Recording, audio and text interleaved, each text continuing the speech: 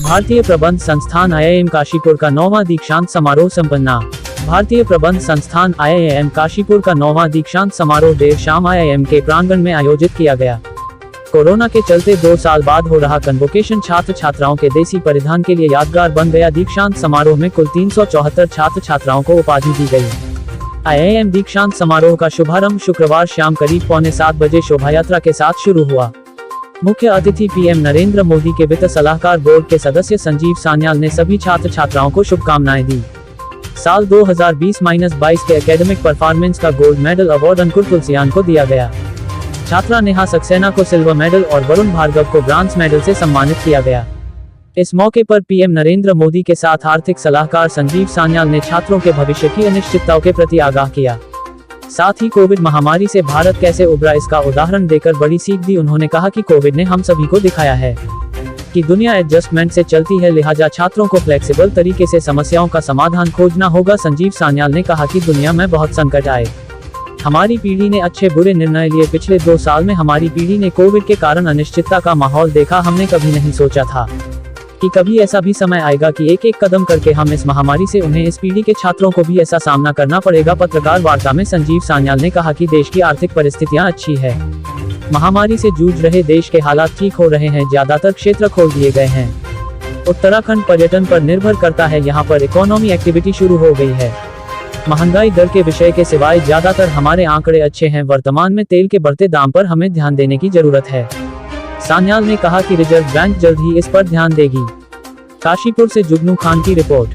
बोलेंगे फिर और किसी को यही मोटा यही क्वेश्चन है। हाँ सर, जो ठीक है। Also China who have been given a strong message, with our policy okay, वो थोड़ा अनकनेक्टेड है टू दिस। प्लीज इन हिंदी। हाँ, हिंदी। ठीक है। महंगाई दर के बारे में ज़रूर सरकार उस पर ध्यान दे रही है। आप तो जानते ही हैं कि इस वक्त यूक्रेन और रूस के बीच में जो महायुद्ध चल रहा है, उसके वजह से दुनिया में तेल का दाम काफ़ी बढ़ चुका है। साथ साथ एक महंगाई दर में जो दुनिया भर में हमारे देश में नहीं, दुनिया भर में इसमें काफ़ी बढ़ोतरी दिख रही है। तो ऐसा नहीं है कि हम लोग सरकार की तरफ इस पे ध्यान नहीं दे रहे हैं। आपने देखा ही होगा, एक ही हफ्ते पहले रिज़र्व बैंक ने अपना जो बेंचमार्क रेट है उसको बढ़ाया, जबकि ये उनका साइकिल में नहीं था, इंटर मीटिंग साइकिल में उन्होंने किया। तो हम लोग इसको प्रोएक्टिवली इसको ध्यान दे रहे हैं। लेकिन आप एक चीज़ तो है, हमारे एक तरीके से हमको ये याद रखना चाहिए कि तेल एक ऐसी चीज़ है जिसका हम आयात ही करते हैं। और जब हमने पिछले नवंबर में इस पर कुछ टैक्स वगैरह घटाया था, लेकिन फिर भी इसका भी एक हमको दाम चुकाना पड़ता है, क्योंकि अगर हम घटाते जाएंगे तो उसका एक मतलब टैक्स की जो कट जाता है। तो इसीलिए मेरे ख्याल से हम लोग इस वक्त हमारे सामने जो चुनौतियां हैं, और जैसे मैंने अभी कहा, उसको भी फ्लेक्सिबल तरीके से हमको देखना पड़ेगा। रिज़र्व बैंक ने एक रेट इंक्रीज़ का साइकिल शुरू कर दिया है। दुनिया भर में ये रेट इंक्रीज़ का साइकिल हो रहा है, तो उसमें से जो टाइटनिंग आएगा हमको वो करना पड़ेगा। लाचार हो या ना हो, ये टाइटनिंग हम जिस हिसाब से हमको महंगाई दिखेगी उसी हिसाब से करेंगे। इसका कुछ असर पड़ सकता है, लेकिन अभी जो असेसमेंट देखा होगा आपने, IMF का भी आया है, वो जितनी दूर मुझे याद है 8% के करीब है, अभी निकला है जी। और ये दुनिया का सबसे हाईएस्ट ग्रोथ रेट होगा फॉर एनी मेजर इकोनॉमी। चीन से तो कहीं ज़्यादा ही है, और अभी लॉकडाउन के बाद चीन की जो ग्रोथ रेट है कभी घट जाएगी, तो मेरे ख्याल से हमारा जो GDP ग्रोथ रेट उनसे काफ़ी ज़्यादा होगा।